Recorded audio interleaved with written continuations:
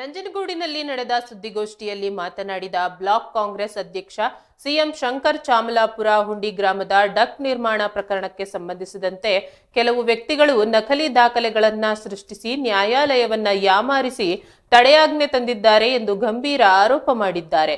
ಈ ಹಿನ್ನೆಲೆಯಲ್ಲಿ ಅವರ ವಿರುದ್ಧ ಕಾನೂನು ರೀತಿಯಲ್ಲಿ ಕ್ರಮ ಕೈಗೊಳ್ಳಬೇಕು ಎಂದು ಅವರನ್ನ ಆಗ್ರಹಿಸಿದ್ದಾರೆ. ನಗರದ ಪ್ರವಾಸಿ ಮಂದಿರದಲ್ಲಿ ನಡೆದ ಪತ್ರಿಕಾಗೋಷ್ಠಿಯಲ್ಲಿ ಮಾತನಾಡಿದ ಅವರು, ಚಾಮಲಾಪುರ ಹುಂಡಿ ಗ್ರಾಮದ ಸರ್ವೆ ನಂಬರ್ 220ಕ್ಕೆ ಸಂಬಂಧಿಸಿದ ಖಾಸಗಿ ಜಮೀನಿನಲ್ಲಿ ತಾವು ದಬ್ಬಾಳಿಕೆ ಮತ್ತು ದೌರ್ಜನ್ಯ ನಡೆಸುತ್ತಿದ್ದಾರೆಂದು ಕೇಳಿಬಂದಿರುವ ಆರೋಪವನ್ನ ತಳ್ಳಿ ಹಾಕಿದ್ದಾರೆ.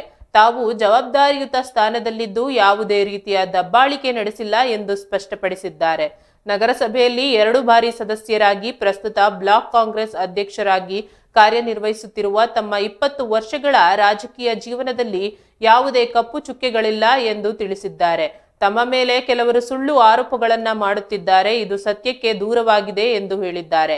ನಕಲಿ ದಾಖಲೆಗಳನ್ನ ಸೃಷ್ಟಿಸಿ ಖಾತೆ ಮಾಡಿಸಿಕೊಂಡವರ ವಿರುದ್ಧ ಸೂಕ್ತ ಕ್ರಮ ಕೈಗೊಳ್ಳಬೇಕು ಎಂದು ಒತ್ತಾಯಿಸಿದ ಅವರು, ಈ ಪ್ರಕರಣದಿಂದ ತಮಗೆ ಮಾನಸಿಕವಾಗಿ ತೊಂದರೆಯಾಗಿದೆ ಎಂದು ಹೇಳಿದ್ದಾರೆ. ಕೊಲೆ ಬೆದರಿಕೆಯ ಬಗ್ಗೆ ಪೊಲೀಸ್ ಇಲಾಖೆಗೆ ವಿಡಿಯೋ ಸಹಿತ ಮಾಹಿತಿ ನೀಡಿದ್ದೇನೆ ಮತ್ತು ಸೂಕ್ತ ರಕ್ಷಣೆ ನೀಡಬೇಕೆಂದು ಮನವಿ ಮಾಡಿದರು.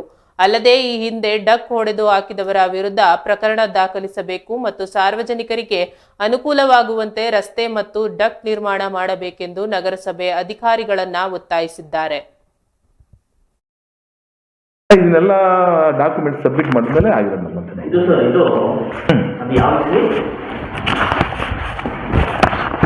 28/4/2025 ರೀಸೆಂಟ್ ಇದೇ ವರ್ಷ 4ನೇ ತಿಂಗಳಾಗಿರೋದು.